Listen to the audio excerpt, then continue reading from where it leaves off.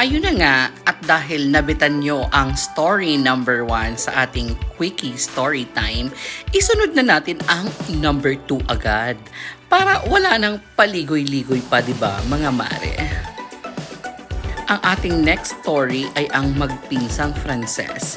So, yun na nga, sa Barcelona, I went on a disco with some friends. So, namit ko nga yung isang French guy na super cutie. Sabi ko nga, ay, super bet ko si kuya. Super emote-emote kami sa dance floor. So, yun na nga, na-emote ko si kuya. Super lap-lapan sa dance floor. Ganyan-ganyan. Eme-eme. Tapos, sabi niya, I want to introduce my cousin. Sabi ko, oh, sige, go. So, na-introduce na nga si cousin sa akin. Super dance kami, ganyan-ganyan. Tapos, sabi niya nung medyo patapos na yung disco, si cousin hindi nakababae, hindi nakagetchos ng bilatar. So, sabi nung oms ko, you've met my cousin, right? Tapos, sabi niya, is it okay if I share you to my cousin? Sabi ko, ay, ang taray ng question. Talagang I share you talaga to my cousin. Ano ito? Sabon? Ano, isi-share lang? Pero tayo pa ba ang aartisas? Andun na ang eksena.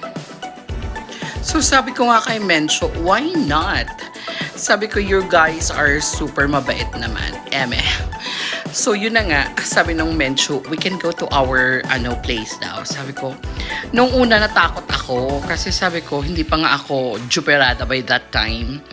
Tapos, sabi ko, parang hindi naman siguro ako pagtutulungan nito. May gut feeling din ako kasi sabi ko sa sarili ko, mabait yung guys, talagang respectful naman sila. So, jumoining nga ako. Habang on the way, nasa daan kami, nagyoyosi nga sila. Aba, laplapar yung isa, tapos ibibigay ako din dun sa cousin niya. Laplapar ulit. For the best in, laplapar pareho. Sabi ko, ay, parang din silang naglaplapan kasi nga, kinis nila akong dalawa pareho. Pagdating namin sa Bacayar, sabi nung oms, we cannot do it together. Ayaw din nilang together sila kasi parang magpinsan nga sila, tapos nagkahiyaan. So, mga eksena, pa-gisa-gisa ulit, which is yun din ang gusto ko na gawin namin, pa-gisa-gisa. So, ayun na nga, mas ducks yung pinsanar. Pero mas gwapo nga yung una talaga, yung kachika ko talaga, sabi ko. Talafar naman. It ended super nice naman. Talagang super nice naman silang dalawa. Hinatid pa nga nila ako sa bus stop. Since I have to go home, I live in a place nearby. Sabi ko nga, ay, naklaro yung magpinsan. Yung patrisam na jiwalay. So yon ang ating kwento number 2, Talafar. So ito nga ang mga litrato sa kabila ng kwento. Ayan yung oms ko no na getches ko. At syempre, ayan yung pinsan niya. Well, cutie naman din yung pinsan niya. Pero mas cutie talaga yung number 1. Ayan, super emote sila sa Proken. Lafar on the way habang naglalakadar.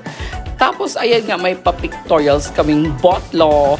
So, sarapar naman. Thank you so much for watching my Kwento series.